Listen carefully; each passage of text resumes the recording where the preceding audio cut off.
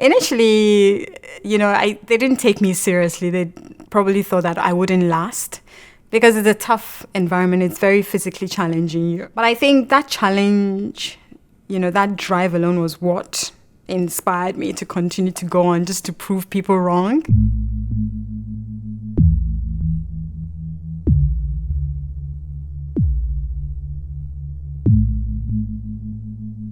My name is Constance Swaniker. I run a company called Accents in Art in Accra.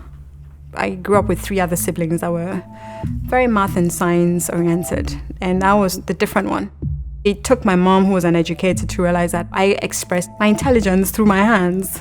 So she encouraged me to do art, and throughout my education, I studied art all the way to university. Our universities embarked on a lot of strikes. So there were periods where we're at home, for months or sometimes for a whole year. So within one of these strikes, I ended up working in a carpentry workshop with about 60 male carpenters. My job was to sand down by hand, with raw sandpaper. It was a very vibrant environment. It was very interesting. And then onwards, I knew that this is what I wanted to do.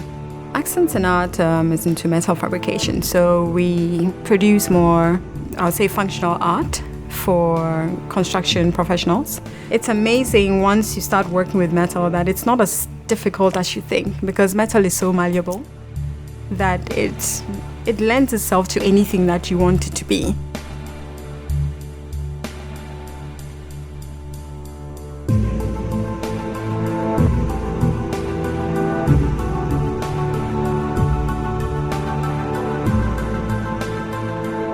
Started opening my workshop to students from the universities just to get the same experience that I had, the same opportunity to create this new awareness that industry experience is desperately needed. So in one of the training sessions, Tinito she's a tomboy. There were 20 girls that we spoke to, but she took on the challenge and she came in. And I thought this is somebody that if we gave her the training, she would be a good role model. Within the year that she joined the company, she has risen to be one of the best artisans that we have. She's really talented. And I ask her now, how do you feel? She tells me that she goes back into her community and a lot of the girls want to be like her now. And, these are stories that we want to celebrate. We want to see more girls like her. We want to dispel that notion that women cannot enter into male-dominated trades.